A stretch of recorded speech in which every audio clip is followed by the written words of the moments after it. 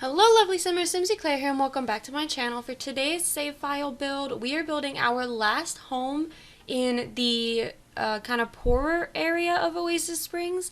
And this is going to be for a I don't want to say a newlywed couple because my last family home was built for like a pretend newlywed couple. And I also don't necessarily think that this couple is married. So my idea for this family was that they met in college and they obviously went to the same university, or maybe it was like a Romeo and Juliet situation and one went to one university and one went to the other, and they really got along and they were really happy with each other. And then when they graduated, they actually found out that the female was pregnant, so they ended up talking to their parents. I figured one of the parents came from money, or one of the kids came from money, because the house is not a starter home, and yet it's supposed to be for this new couple.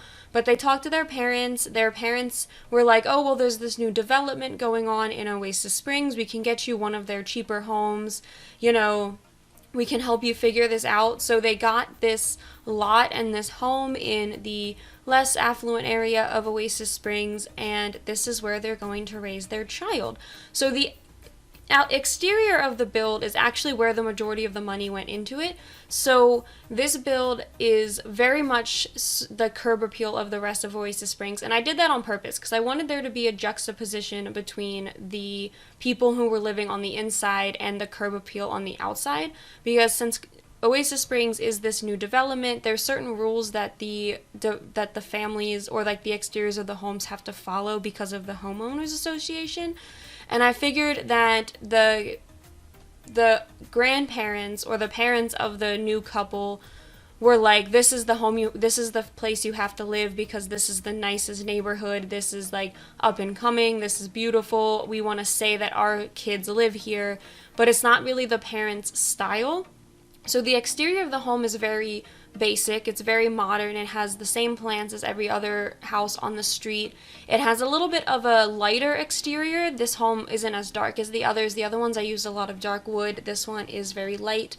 And I do actually end up changing a couple of the outside colors just a little bit because I thought it looked a little too bland. I did want a little bit more texture, but right now I'm just doing the landscaping, and it's all of the plants from the debug menu for this world, so they match the other, like the exterior surroundings of Oasis Springs. And I'm doing that on purpose because I thought that this was probably one of the ones that the neighborhood themselves built and were just selling, because a lot of the homes in the more affluent area were built for those families in mind, and I figured that this one was kind of like their newest pre-built development because they are trying to develop this side of the world as well. So I figured this was like their newest pre-built development, and it was the cheapest home that they could move into in this area to make their family happy. So I haven't thought much about like the personality or the jobs of the Sims living in here with the newborn baby. Like I said, they did go to college, so I figured they had relatively good paying jobs, because in The Sims, when you go to college, it does jumpstart you into like halfway through your career. And I did give them a computer. It's a cheap computer, but it is there. So I figured one of them might be in business or maybe programming.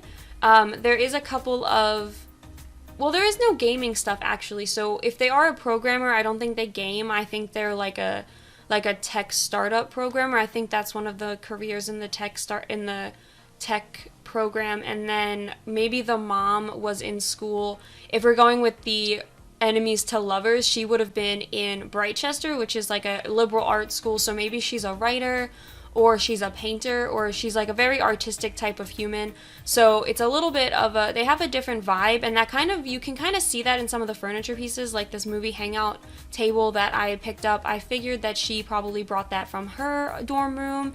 And then they have a very hodgepodge mix of furniture. A lot of it is from Eco Lifestyle because that was the cheapest furniture, and I was trying to keep this on a semi-budget because I didn't want it to be, like my $100,000 homes. So I was going for super cheap furniture. So I went with a couple from Discovery University, like this center table here, and then this rug, so that way it would kind of be like they brought this from their dorm rooms. And then I brought in some from Eco Lifestyle, the ones that look like they're found and like made of reclaimed wood and furniture and stuff. And I thought, she could maybe also do that.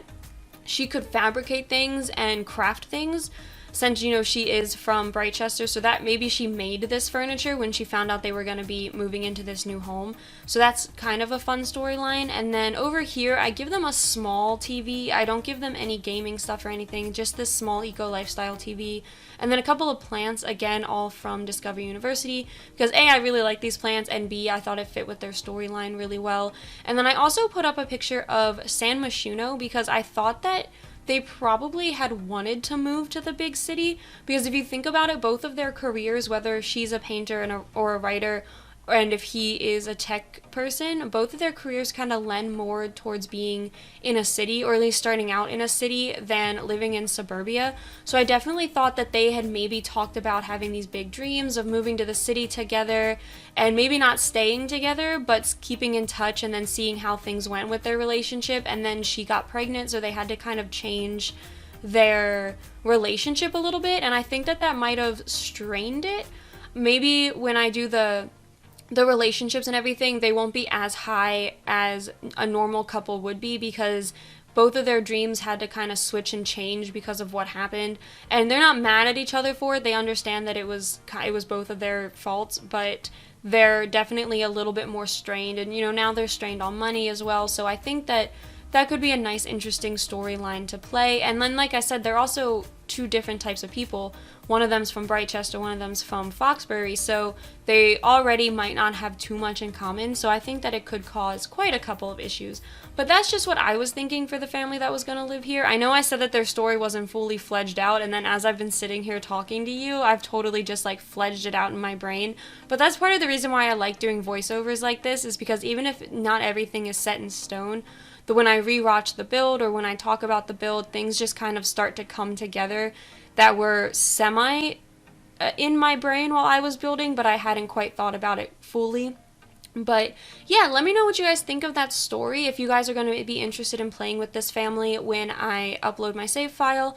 And I did want to let you guys know about the whole uploading from my save file, because I haven't really talked about it that much.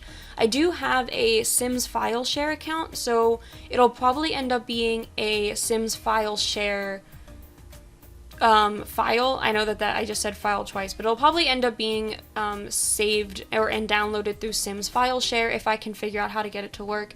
And I think what I'm going to do is do the 3 base game worlds first, because I do have almost all the worlds planned, at least semi-planned. So I think I might do the 3 base game worlds first, and then maybe put up a version of it with just the 3 base game worlds, and then start going from there with adding in other worlds from different expansion packs. Let me know what you guys think about that plan, because the only issue with that plan is that the base game worlds that I have, like this one, they're not base game only. All of the Sims will be base game only, but all the Sims will be CC free, but not base game only. But like none of the homes, there's only 3 homes that are actually base game only in this world. So it's like I'd be releasing the base game only worlds, but they wouldn't, even if you only had the 3, like the base game, you wouldn't be able to download all the houses properly. So let me know what you guys think about that plan.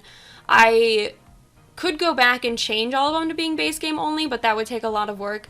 And the majority of like the non-base game only homes is clutter. I mean, let's be real here. I just throw a lot of clutter all over the place. So if we're being honest, you could probably download all my builds with minimal packs and you'd just be missing like the paintings on the wall, which isn't that really that big of a deal. So let me guys know what you think. But we are now on to their bedroom, and it is actually a rather large bedroom, but I did that on purpose because, like I said, I wanted one of them to have a computer.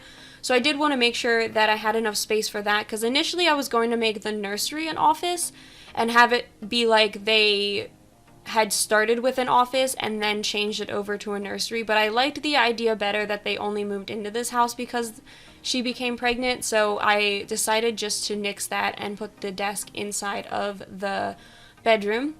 And then in here is the nursery. I had a little bit of an issue with the nursery because I wanted the bassinet to be functional, obviously, which meant I couldn't do my usual decorative bassinet, but I do end up doing it anyway, and in order to make it functional, you just have to take away one side of the island living decoration. You'll see what I'm talking about in a minute, but the bassinet just didn't look big enough. Like, it didn't fill the space enough, and I was really frustrated with it, so I decided to do this anyway. I don't put the ottoman in there because the ottoman makes it unfunctional, but if you see how I did this right now, if you just take away the panel on the left-hand side of the bassinet, your sim can reach it, and your sim can cradle the baby and everything.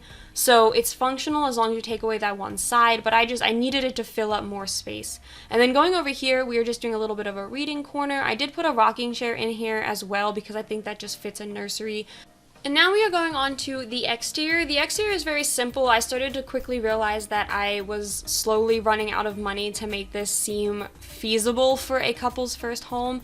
So it has a simple grill area that I also placed some gardening equipment in case you decided you wanted the mom to garden as she was raising the kid, since the dad was probably going to be at work, or if maybe you wanted the dad to garden and that was kind of his stress relief.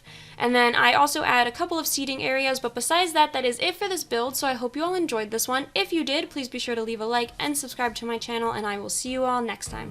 Bye!